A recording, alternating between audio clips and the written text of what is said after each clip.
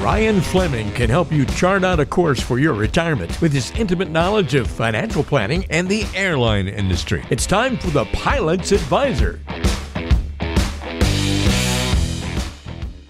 Well, hey, welcome to another edition of the podcast. Walter Storholt here alongside Ryan Fleming. This is the Pilot's Advisor. So glad that you're along with us today as we've got lots of good things to talk about.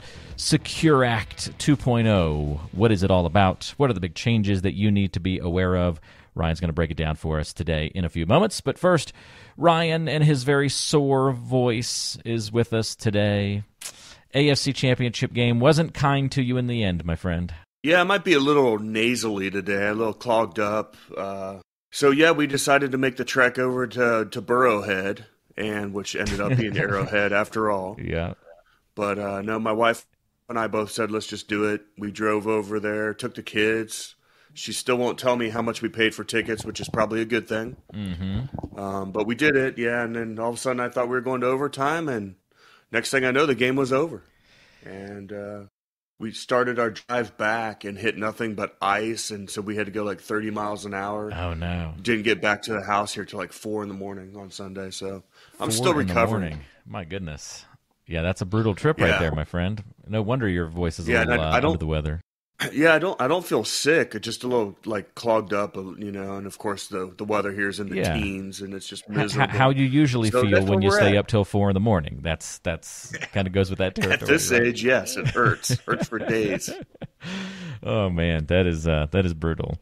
Well, thanks for at least kind of like trying to push through a little bit here and putting the voice on the line for us so we can still do an episode because, hey, we got a couple of things to catch up on. So we're about, a month or so through the first part of the year as we record today's episode. We're going to be talking about Secure Act 2.0, which kind of passed right away at the beginning of January. And so we're going to get caught up a little bit on what people need to be aware of now that we've had the chance to kind of parse through what those big changes are in that act. Anything else jumping out to you, though, at the beginning of the year here, now that we're kind of 1 month through, that you think listeners and maybe pilots in general should be aware of? Well, I think so. I mean, it's been a little bit bumpy this year, and there's a lot of on TV. There's a lot of doom and gloom, and the funny part about it is, and today there's a big earnings call. Tomorrow, I think, is where they have maybe the last rate hike that's already priced in. But we very quietly, the market's up 7% this year in the first month. So here we are today. It's January 31st, and the market pretty much year to date's gone up about 7%. Very quietly, while there's been all this doom and gloom in the news. So I think that's interesting. Yeah, it is kind of interesting to see the little changes that happen here and there, and just goes to show you that nobody ever knows what they're predicting, right? Like I read these predictions now. You've taught me well enough, Ryan. Like I read these predictions and I just laugh now and I ignore them. Well, it's all to sell magazines or ratings, and you just got to stay the course. I mean, obviously 2022 was a rough year, but there's only been 4 times in the whole history of the market where the S&Ps had losses 2 years in a row. So the likelihood of us having a down year are actually, from a probability standpoint, pretty low. And, I predicted this first quarter to be a little bumpy, but I think we're going to have a good year. Say that one more time, Ryan. What's that stat again? Only 4 times in the whole history of the stock market has the S&P had 2 negative years in a row. So out of all those years, it's only happened 4 times. So when I look at that, the probability of us having another down year in the market is very, very low. Yeah, minimal. Impressive. Well, that's good perspective to kind of begin this year out with. If you've got questions about anything we talk about on the episode today, maybe it's something that's happened in your portfolio recently, or you've got questions about financial and retirement planning, or anything else on that horizon, you can call or text Ryan anytime at 843-475-3038, or visit retirepilots.com for lots of great information, resources, and to get your own retirement toolkit. It's all at retirepilots.com, and we'll put all that contact info in the description of today's show so you can find it very easily. Well, Ryan, shall we jump into talking about the Secure Act 2.0? I guess we have to talk about some financial stuff. So, I guess. Yeah, sure, Walter. We'll stay on track. If the Bengals had won, I'm sure we'd still be talking football at this point and Super Bowl and things like that. But we might as well steer it to the Secure Act to distract you a little bit from the pain of the Bengals loss. Yeah, let's talk about the Secure Act. And then we're also going to talk about airline negotiations and what's going on in the industry, because it is some very exciting times right now. Okay, perfect. Let's definitely hit that on today's show as well. Well, after being discussed in Congress for nearly a year and a half, Secure Act 2.0 did indeed pass in January. And so on today's episode, we're going to kind of talk about 4 ways that these new changes might impact you. We're going to cover at least 4 ways on the show today. Now, people may remember, Ryan, Secure Act, the original one, is what passed, right at the end of 2019, I want to say, and that was supposed to be the big thing we were going to talk about all year in 2020, and of course, we all know the pandemic happened instead, and that became the top sort of financial news item of the year. But now we're at the Secure Act 2.0 at the beginning of the year, so perhaps this is sort of the big financial news of the year. We shall see. But let's go through these 4 changes that might impact folks that listen to this show. First one is the RMD, those required minimum distributions. That age has been pushed back again, and it sounds like it won't be the last time either that it pushes back. Yeah, I'm starting to think for people our age, Walter, we might not have RMDs until 80, which is going to, affect retirement planning. But you might be right. Let's talk about, we're going to talk about each one of these topics, but what exactly, when you hear Secure Act, what do you think of? Like, what secure? What are we trying to secure here? Yeah, well, I think of like securing finances, securing the future, maybe if we're talking about a lot of retirement changes, then, right? Something along those lines. Yeah, and what do you think? Like, what are the overall effects of us pushing the RMDs back? Like, what in your opinion do you think the government's trying to accomplish right now? Well, that one confuses me, right? Because it seems like the RMDs are forcing you to take your money out so that they can get the tax money from those dollars. And we need more money into the system, right, to cover the deficit and those kinds of things. So you would think that they'd be pushing that date up earlier to make people withdraw money sooner so they can get the tax dollars faster.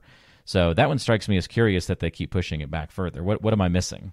Well, and that's why I'm asking you these questions, because what I see when I see this Secure Act and I see some of the things that are going on, I see nothing but government mismanagement of our tax dollars. So we have so many things working against each other right now.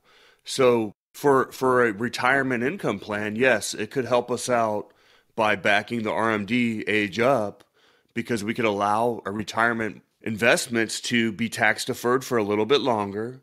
And so if we didn't need to take it out as income, we're not forced to. But it's pushing the tax revenue that the government wants back. And we all know they need money now. So it almost, obviously they don't mind taking tax revenue on a bigger balance by pushing it back. But I feel like with all the things going on, with our national deficit continuing to grow, we're pushing RMDs back because we're worried about people's retirement dollars and whether they have enough. Social Security's underfunded. So it's like all these things working together and against each other aren't really accomplishing anything. I'm a little concerned. Yeah, it's kind of interesting because you can view this from 2 perspectives, right? Like, okay, so it seems like that's almost bad for the tax considerations and the government, but for individuals, it's not necessarily a bad thing, right? Like we're happy to not be forced to take money out that maybe we don't want to. Being able to kick that can down the road a little bit for someone who's retired, this may be a welcome change. Yeah, for sure. I mean, I think it does give us a little bit more control, but be very clear on all of this. As pensions went away and we started having these new 401k plans that didn't come along until like the late 70s, so they haven't been here for a long, long time. It is a government tax program where, with pensions going away, and then you have Social Security that's going to help people in retirement, and 401ks for saving. They gave us a way to defer taxes on this money. But when you start looking at the balance of Roth and tax deferred or pre-tax retirement funds, they use it and tweak it as a government tax program. And what I mean by that is by controlling the RMDs, by controlling how much we can put in pre-tax or Roth, they're really controlling how much tax revenue they can have in given years, because most people don't think about it this way. But you don't even know how much tax you're going to pay on that money. With the stroke of a pen, the government can take more. So depending on how the situation looks, we've agreed when we defer all these taxes, and I know I'm on my soapbox today, so I apologize. Hey, let it rip.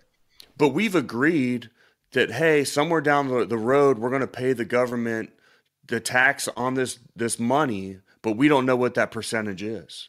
Do you see how crazy that is? Like, would you ever take out a loan at the bank and say, "Hey, I'm going to borrow all this money and I'll pay you sometime later, but I don't even know what that percentage is"? I don't think so. That's why I tend to stay away from adjustable rate mortgages on the home. I'd like to know what I'm dealing with. Well, exactly. And with the tax deferral of our 401k, that's what we're doing. We're in a partnership with the U.S. government, and we have no clue what percentage we're going to pay on that money. And I would argue to say it's only going to go up, and we don't even know what it is. I mean, it might be 30%, it might be 50. We're still at historic low tax rates right now, but I think we have a lot of problems that are going on, and it scares me. And I'm a big fan of Roth because I really believe in paying the government to go away, because I think the problem is only going to get worse. Hey, if you're ready to have clarity and thrive in your retirement, you're in the right place, and I've got another resource for you to check out. Go to retirepilots.com and look right there on the homepage. You'll be able to click Get My Free Toolkit. What this is going to do is help you get for free Ryan's Retirement Toolkit. This is going to include his 2 books, The Pilot's Advisor and Pilots Retire Early, revealing the 9 critical decisions when retiring and the 7 lessons to save your retirement.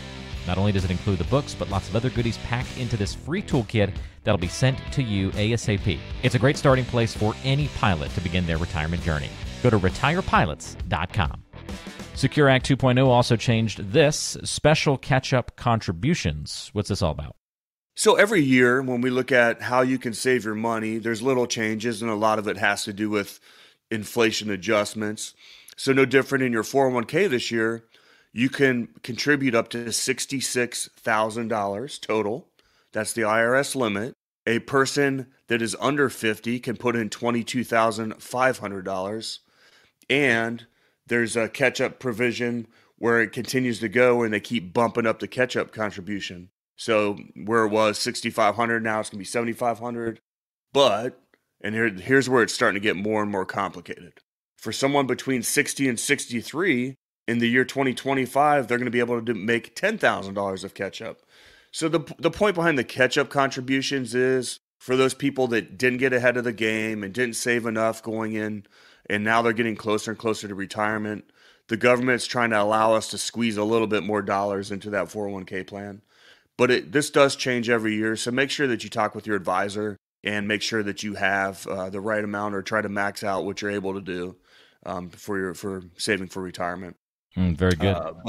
But for the Secure Act 2.0, even though it's saying $6,500 right now, they're saying the catch-up contributions are going to be $7,500 for 2023. And one thing I will add with this, Walter, the Secure Act 2.0 was passed, but we really don't know how this is all going to play out once it's actually done. It's no different than like they make all these tax changes, but then actually implementing them and seeing how it goes on the books and how it's going to affect your tax returns, we don't really know yet. So it'll be interesting. Yeah, it's another one to kind of just keep an eye on a little bit there. Never a bad idea, though, when they're letting us save a little bit more dollars, but some underlying motivations for sure. All right, what about the 529 issue? Kind of made some headlines with Secure Act 2.0, and they're opening up this ability to take your 529 plan and transfer it to a Roth. Is that right? See, now this one is the one I think is the most interesting. I'm very leery of 529 plans because they're so restricted, and I've seen people overfund them, and then their kid goes into the service or they get a scholarship and that money's tied up. And yeah, of course, if you manage it correctly, you can pass it on to another child or a grandchild. But a lot of 529 plans are so restrictive that it's only for this state or that state. So you got to be very, very careful. So this is really exciting. But once again, in the implementation, I don't know how it's going to actually work.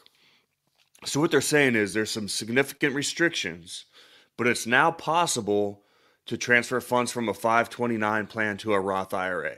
So this would take away all the concern that I've had about flexibility and overfunding a 529 plan when you save money for your kid's college. There's no limits on a 529 plan, which is actually a lot of wealthy individuals use it to transfer wealth. But you can heavily fund a 529 plan for a child or grandchild when they're born and let it grow tax-free for 20-some years. And before, you'd end up having this huge balance, and if you didn't know what to do with, and you might have overfunded it. Well, now they're saying that whatever you don't use in a 529, that you can make Roth contributions instead of having it pile up, so you can actually start transferring this to a Roth IRA. Now, what are the restrictions each year to put it into a Roth? How that's going to work? It's going to be interesting, but I could see it as it being a great loophole and saving vehicle depending on how that implementation goes. Because once again, the 529's after tax dollars in a lot of cases. There's some that are tax deductible in some states, but it's after tax dollars that's deferred all these years, and then now we're going to transfer it to a Roth. So this could be an opportunity. So that's definitely one you see a lot of folks maybe benefiting from here in the throughout this year and into the future, because that's a problem that's been solved. Like government got something right here. It sounds like. Well, I don't know if the government got something right, but it's good for us. So okay, gotcha. I always wonder because some people, they're trying to help us, and I don't know. I mean, if there's one entity that I've ever been around that can really screw something up, it's the United States government. And I'm saying that after 22 years of service in the United States Air Force. So I think it could be very good for us, but I wonder what the underlying goal is. Good points across the board there. All right, so definitely worth thinking about. If you've got questions about that for Ryan, don't forget, again, you can call or text him at 843-475-3038. Do you have that 529 plan that you think might be put to better use with that Roth transfer option? Explore that a little bit more with Ryan. You can also go to retirepilots.com, and we'll put Ryan's contact info in the show notes section of today's program. Last Secure Act 2.0 change to cover here, Ryan, were changes that were made to the company 401k match. Do you see this affecting a lot of pilots? I don't see this affecting a lot of pilots because we don't have big matches in our 401k plans. It's just a company contribution or what we call a B fund contribution. And it's straight directed at how much money they make, and then the company's going to put in a certain percentage. But it's still, it's another thing that where the government realizes a lot of people are trying to pay down student loan debt. And so if they make those, normally you'd have to put that money in to get the match. It's free money, right? So you got to put that money into your 401k. And now they're saying you can put that money towards your student loan, and then the company will still match you and get that they only do the match because they get some government write-offs for it. So I think this is a good thing overall, but it's not going to affect pilots much at all. Okay, very good. Well, there you have it. Some of the 4 ways that Secure Act 2.0 might impact the average retiree or pre-retiree, but a few nuances there for what might impact pilots more versus non-pilots. So helpful perspective there, Ryan. Now, you mentioned you had some pilot-specific things that you wanted to talk about here at the end of the show. Yeah, sure. And, I think this might be a whole episode. However, and I don't mean to be so negative today on today's show, but we have a lot of tax issues, a lot of tax planning issues. And so these changes and having the right mindset is going to drastically change your retirement. I think pilots are really, really good at saying, I know I need to save for retirement. And, the accumulation phase is the easy part. We don't really think about how we're going to go into the distribution phase of retirement, how we can make sure we have money in the right pots so that the government's not one of our major beneficiaries. And so these are all topics that we try to handle at the Pilot's Advisor. And if you have questions about them, definitely reach out. Right now in the airline industry, there's a big pilot shortage. And Walter, I know you have a family member that flies for Delta. Yep. Delta just got a new agreement in principle that has major salary increases. But what it does is it set the bar for the rest of the airline industry with all these, because everyone's in negotiations right now. There's contract negotiations out for almost every airline, and there's Me Too clauses, and Delta just set the bar with their agreement in principle, which I'm hearing is definitely going to pass, and it's 30% pay increases across the board. Wow. Pretty nice to get little bumps like that, but then that can kind of really change the industry all across the board, right? Well, the industry hasn't grown with inflation. So if you look at inflation, if you were flying airplanes back in the 90s, your money, the salary you were making you had way more buying power than you do, and it just hasn't kept up with inflation over the years. So this is definitely a bump. That's life's all about supply and demand, right? And if we're going to have more pilots come to the industry, we're going to have to increase the benefits. However, just this morning I was watching, and so we have a lot of these bumps in what we're going to pay pilots, and I view it as, okay, these companies are going to take home less profit, and they're going to pass it along to the people that are doing the work. But then I saw just this morning that over the last, I think it was 4 months, airline prices ticket prices have increased 26%. So ticket prices are up, and not probably a coincidence that the pilot raises end up being kind of in a similar amount or similar fashion. It kind of shows that correlation very nicely of inflation, right? Well, that, and also, the companies could say, okay, I'm going to reduce my profits, or let's just pass this along to the consumer. And I think the reality going forward, not only with energy prices, I just think the reality is it's going to cost you a lot more money to travel. Yep, it's unfortunate for the consumer, but works for the industry to keep it rolling. But hopefully, it doesn't kind of snap back in the other direction. Interesting to watch those changes and developments. So yeah, and we'll talk about it a lot more because it definitely is an interesting time if you're in the airline industry, and we'll talk about that some more. But I did want to get the Secure Act stuff out there and talk about where we are so far in 2023. It can't be worse than 2022. That's very true, and you laid those stats out for us earlier, which were fantastic to get some perspective on. So, a little bit of optimism there at the end, Ryan. Despite the Bengals' loss and some cynicism coming through, you end it with a little optimism there at the end. So, congratulations on that. Well done. Yeah, and one other tidbit, Walter, and I apologize for adding to the show, but I always tell my clients that I don't know if the next 20% is going to be up or down because it's totally unpredictable. I don't know, and nobody knows. However, the next 100% is going to be up. And the reason why I know that is because it always is. If you look at how the stock market works, over time, it continues to go up. I say all that to put this in perspective.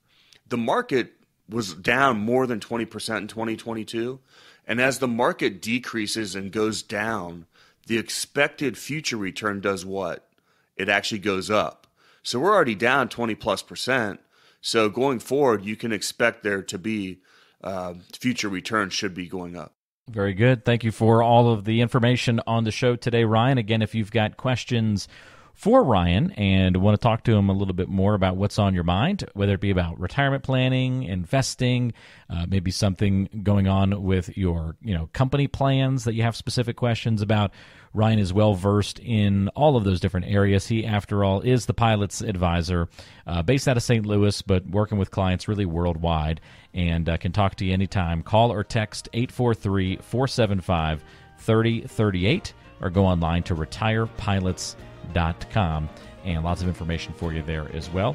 We've got links and contact information put in the description of today's show, so find all of that there.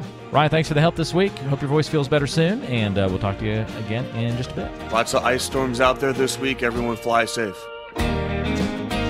Information is for illustrative purposes only and does not constitute tax, investment, or legal advice. Always consult with a qualified investment, legal, or tax professional before taking any action.